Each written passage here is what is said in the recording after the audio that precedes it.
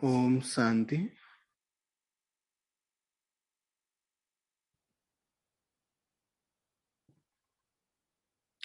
आज बाबा की साकार मुरली है 12 मई 2023 की। ठीक है। तो इसमें बाबा ने कहा, यह बच्चों का कहना है कि हम पाठशाला में आए हुए हैं, इनको कॉमन सत्संग नहीं कहेंगे। सत्य के साथ संग तुम्हारा ही है। सत्य कहा ही जाता है एक परम पिता परमात्मा को। ठीक है। क्योंकि हमारा ये यूनिवर्सिटी जो है कोई ऑर्डिनरी विश्वविद्यालय नहीं है। क्योंकि यहाँ पे हम कौन सी आत्माएं आती हैं? एक तो कोटों में कोई में कोई एक आत्मा सेलेक्ट होती है, और सिलेक्शन किसने किया? भगवान ने। और फिर यहाँ आकर के हम पढ़ के क्या बनते हैं? राजाओं का राजा, विश्व महाराजन, विश्व महारानी, पारसनाथ पारसनाथनी बनते, बेताज बादशाह बनते, बेगमपुर के बादशाह बनते। तो इतनी ऊंची पढ़ाई है। तो इस कोटों की लिस्ट में तो हम आ गए, लेकिन इस कोटों में भी हमें अब कोई में कोई बनना है, नंबर 1 में आना है। ठीक है। तो ये सत्संग हमारा जीवन ही क्या हो जाए? सत्संग हो जाए। और सत्संग है क्या? दुनिया में तो कहते हैं सत्संग करेंगे, लेकिन वो रियल में सत्संग नहीं है। सत्संग माना सत्य के संग में रहना, और वो केवल एक परमात्मा ही है जो सदा सत्य है। बाबा ने कहा है, मेरे अलावा किसी के पास बुद्धि जोड़ोगे तो कुसंग में चले गए। इसीलिए बुद्धि का योग केवल एक परमात्मा के साथ। इसीलिए बाबा ने कहा, अब तुम आए ही हो नई दुनिया के लिए तकदीर जगाने। क्योंकि बाबा कितने सालों बाद आते हैं? पूरे 5000 ईयर के बाद आते हैं। ठीक है। और इतने सालों के बाद आते हैं, और हम कितने जन्म से पुकारते हैं। तो आते हैं तो क्या लेके? हमारा बाप भी है ना, तो सौगात लेके आते हैं। क्या? कि तकदीर जगाने। मनुष्य तो सब पुरानी दुनिया के लिए मेहनत करते हैं, और वो यहाँ पे जो भी हम कर्म करते हैं 1 जन्म के लिए होता है। लेकिन यहाँ पे हमारी कमाई 21 जन्म गारंटेड है। पूरे कल्प कल्प के लिए हम कमाई करते हैं, क्योंकि ये कमाई का युग है। यही एक समय है पूरे ड्रामा में जहाँ हमारी इस संगम युग पर ही चढ़ती कला होती है। बाकी हर समय हमारी डाउनफॉल होता है। क्यों? क्योंकि हम सोर्स से कट ऑफ हो जाते हैं। यहाँ पे हमने जितना जो आत्मा कमाई करती है ले जाती है, फिर हम खाते हैं। तो खाते हैं तो फिर वहां पे इनकम तो हो नहीं रही है। ना कोई कर्म बन रहा है, ना विकर्म बन रहा है, 2 युगों में, सतयुग त्रेता में। तो हम जो कमाई की वो खाएंगे तो कम होगा ना। ठीक है। हाँ। फिर बाबा ने कहा, ये दुनिया जैसे कि बाबा आया है सतयुग की स्थापना करने, तो बाबा ने कहा, तुम जानते हो अभी इस पुरानी दुनिया के विनाश के लिए महाभारत लड़ाई है, परंतु विनाश के पहले नई सृष्टि भी चाहिए। कोई भी चीज खत्म करने से पहले एक नया कलम लगाते हैं ना उसका। अब नई सृष्टि रच रहे हैं। तो उन बाबा के साथ निमित्त कौन है? हम बच्चे निमित्त है इस नई सृष्टि को रचने के लिए। अभी सदा पावन की संतान बने हो, सुख धाम का वर्षा पाने, अर्थात देवता पद पाने। एक हमें पतित से पावन केवल भगवान ही बना सकता है, क्योंकि वो सदा पावन है, कभी वो चक्कर में नहीं आता है। वही एक प्यूरिफायर है जो सब आत्माओं को प्यूरिफाई करता है। क्योंकि सारे जो भी दुख है, अशांति, चिंता, फिकर है, उसका एक ही रीजन है, इम्प्योरिटी, अपवित्रता।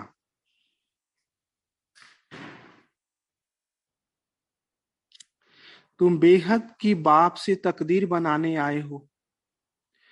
बाप तुम बच्चों को बेहद का सुख देने फिर से आया है। क्योंकि ये कोई भी चीज हम नया नहीं कर रहे हैं, फिर से रिपीट कर रहे हैं। तो जो चीज हम बार बार किए होते हैं ना, हमारे लिए क्या इजी होता है। तो ये सहज है, क्योंकि हम ही बने थे, हम ही बनेंगे।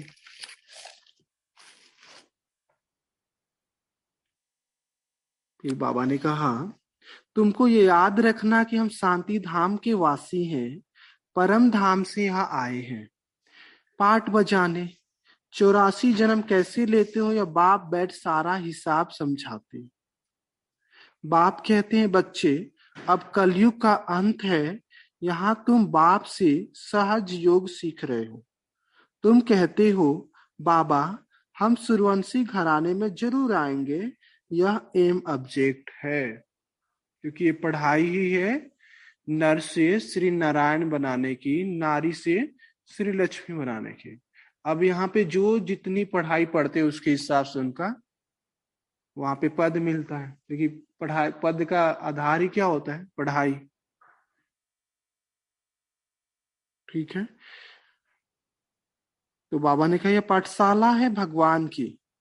भगवान वाच, बच्चे मैं तुमको मनुष्य से देवता बनाने आया हूं, तुम राजाओं का राजा बनो। दुनिया में कोई ऐसी एजुकेशन नहीं है जो आपको राजा बनाए, क्योंकि वहां हम जो भी पढ़ते हैं अभी सर्विस करते हैं ना, तो नौकर ही बन जाते हैं। लेकिन भगवान आता है तो हमें क्या पढ़ना आता है, राजाओं का राजा बनाता है। तो हमें भी क्या ऐसा नशा होना चाहिए ना, कि हम किस यूनिवर्सिटी के स्टूडेंट है, कौन मेरा टीचर है, और क्या मैं बनने जा रहा हूं। क्योंकि जितना हमारे सामने वो लक्ष्य नशा क्लियर होगा, उतना हमारा पुरुषार्थ क्या होगा, स्पीड होता है। क्योंकि जब तक हमारे सामने मार्ग स्पष्ट नहीं होता ना, हमारा स्पीड अप नहीं कर पाते।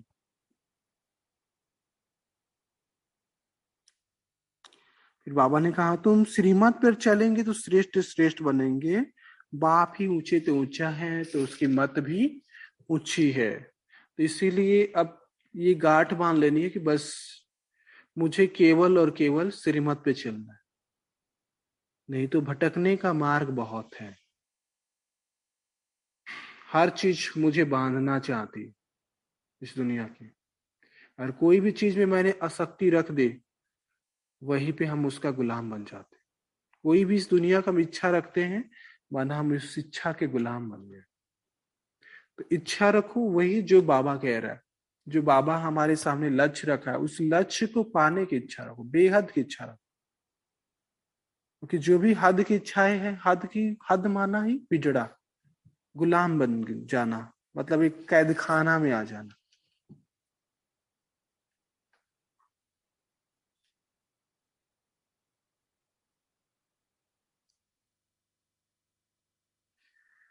फिर बाबा ने कहा, अब पुरुषार्थ करना है। अब चाहे सूर्यवंशी राज लो, चाहे साहूकार प्रजा बनो, चाहे गरीब प्रजा बनो, अब जो चाहे बनो। अभी सब दुखी हैं, बाबा आए हैं तुमको स्वर्ग में सदा सुखी अर्थात स्वर्गवासी बनाने। अब इस यूनिवर्सिटी में हमने एडमिशन तो लिया है, लेकिन अब क्या बनना है वो हमें डिसाइड करना है। क्योंकि टीचर एक है, पढ़ाई एक है, तो सारा चीज का सोर्स एक है। तो डिफरेंस कहाँ आता है, हमारे एफर्ट में। जैसा जो एफर्ट पुरुषार्थ करता है, वैसा प्रलब्ध पाता है। फिर बाबा ने कहा, ये drama second by second shoot होता जाता है। हम तुम कल पहले मिले थे, अब मिले हैं, फिर मिलेंगे। ठीक है। तो हम कहाँ पर हैं, हमारा शूटिंग चल रहा है, हम वर्ल्ड ड्रामा की स्टेज पर है। तो जब शूटिंग होती है तो कितना ना एक एक चीजों का ध्यान रखा जाता है। तो उसी तरह हमेशा हमें अपने आप पे ध्यान रखना है, क्योंकि अभी कौन सा पीरियड चल रहा है, शूटिंग का पीरियड चल रहा है। उस पिक्चर में तो चेंज भी कर सकते हैं, यहाँ पे चेंज नहीं होता। जो शूट हो गया सो हो गया। फिर बाबा ने कहा, बाबा भी ड्रामा के बंधन में बंधा हुआ है। बाप कहते, तुम बच्चों को आकर हीरे जैसा बनाता हूं।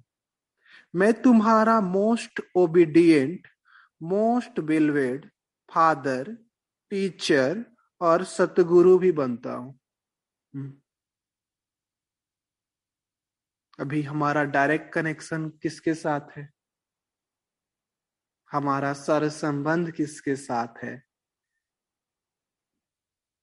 सबसे हाईएस्ट जीवन है ये, क्योंकि यहाँ पे हम डायरेक्ट अभी भगवान की संतान, और इसी एक जन्म पे हमारा सारा कल्प का बेस है।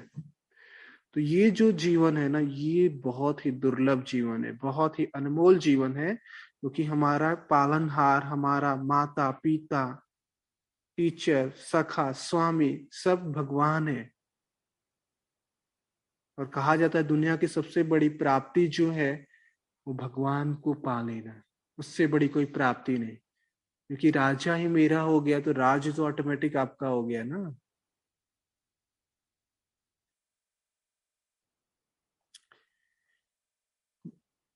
सबका बाप मैं स्वयं हूँ, नॉलेजफुल हूँ, मेरा कोई गुरु नहीं, स्वयं सबका सदगति दाता हूँ।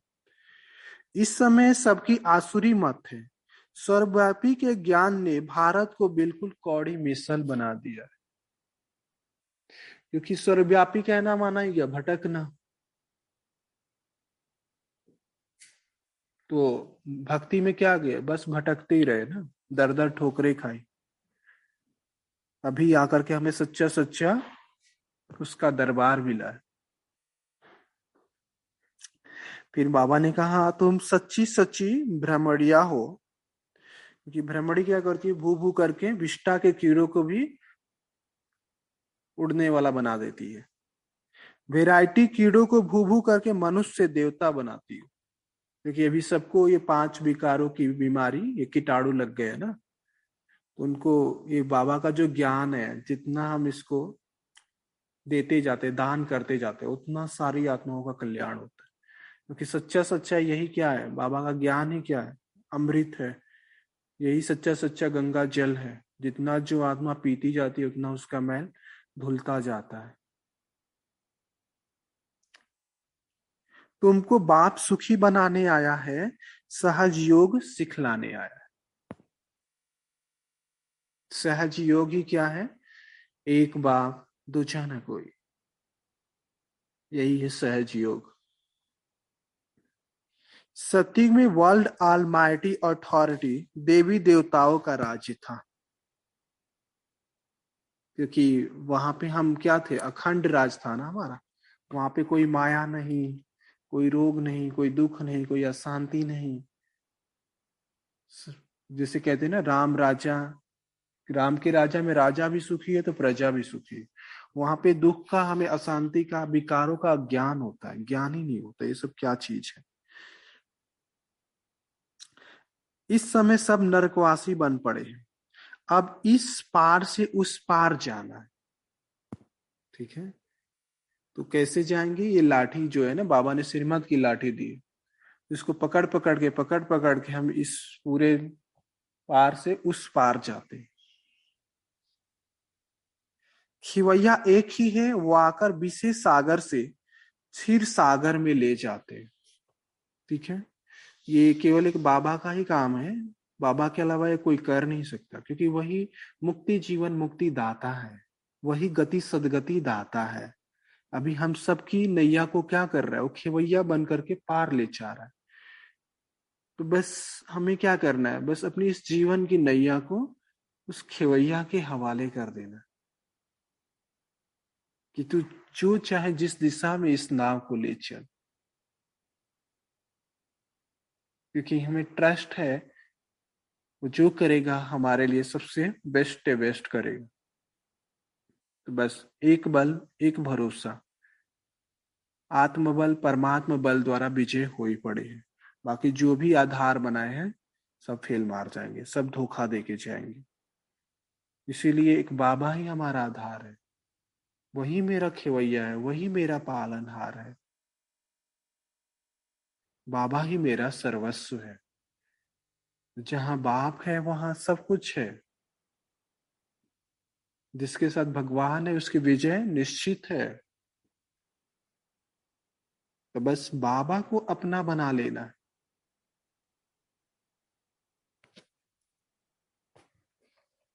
ठीक है, वरदान है, ट्रस्टीपन की स्मृति से हर परिस्थिति में एकरस स्थिति का अनुभव करने वाले न्यारे प्यारे भव। क्योंकि जो ट्रस्टी होता है उसे किसी चीज का बोझ नहीं, मतलब बोझ नहीं होता है। ट्रस्टी माना है क्या? लाइट, डबल लाइट, हल्का। कराने वाला करा रहा है, चलाने वाला चला रहा है, हमें काहे की चिंता। जब वो हमारी चिंता करने वाला बैठा हुआ है तो हमें किस बात की चिंता करनी। बस उसकी हम राइट हैंड है, वो जैसे मैं मर्जी चाहे मेरे को यूज करे।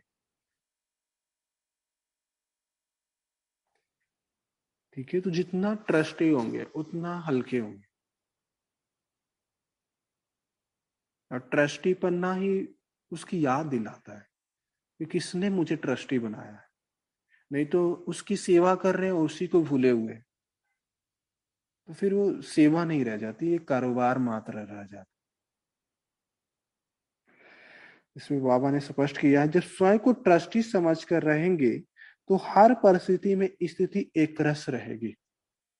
क्योंकि योगी का जो बाबा ने मेन डिफिनेशन दिया वो कहा है, योगी माना है क्या?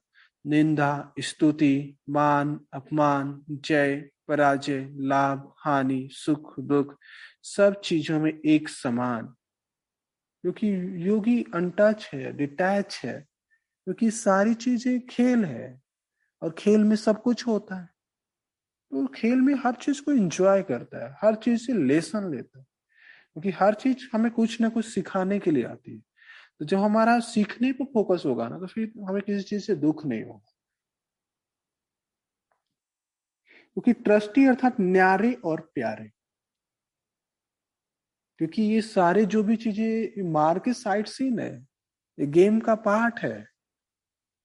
तो हमें गेम को एंजॉय करना है, क्योंकि गेम खेलते ही किस लिए है? एंजॉय करने के लिए। गृहस्थी है तो अनेक रस है। गृहस्थी माना है मकड़ी का जाल। अब हम खुद ही बुनते हैं, खुद ही फंस जाते हैं, अनेक रसों में जाते हैं। मेरा मेरा बहुत हो जाता है, कभी मेरा घर, कभी मेरा परिवार। गृहस्थीपन अर्थात अनेक रसों में भटकना। और इस दुनिया में रस नहीं है, विष है, जहर है चारों तरफ। क्योंकि बाबा कहता है मैं सर्वव्यापी नहीं हूं, लेकिन माया सर्वव्यापी है। ट्रस्टीपन अर्थात एक रस, और मजा है तो एक रस में है। एक रस माना ये नहीं कि एक रस चल रही, एक रस माने सेकंड सेकंड हमारी चढ़ती कला हो रही है। और बाबा कहता है आपकी चढ़ती कला, उड़ती कला, सर्व का भला। ट्रस्टी सदा हल्का और सदा चढ़ती कला में जाएगा। उसमें मेरेपन की ममता नहीं होगी, दुख की लहर भी नहीं आएगी। क्योंकि दुख देने वाली है माया, माया ही नहीं, उसकी मत पे ही चल रहे, तो दुख काहे का होगा? क्योंकि दोनों मार्ग बताते हैं, हमारी चॉइस है कि हम किधर जाना चाहते हैं। बाबा के साथ जाना चाहते हैं, माया के साथ जाना चाहते हैं। स्लोगन है, संतुष्टता और सरलता का संतुलन रखना ही श्रेष्ठ आत्मा की निशानी। और ये दोनों का कॉम्बिनेशन है। जो संतुष्ट भरपूर होता है ना, वो सिंपल होता है, वो शो ऑफ नहीं करता, दिखावा नहीं होता, क्योंकि ऑलरेडी वो तृप्त है आत्मा। संतुष्टा माना है क्या? सर्वगुण संपन्न, सर्व शक्तियों से संपन्न, ज्ञान गुण शक्ति हर चीज से संपन्न। और यही आत्मा के रियल खजाने हैं।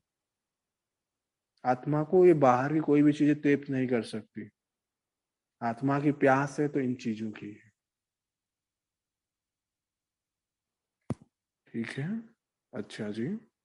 ओम शांति।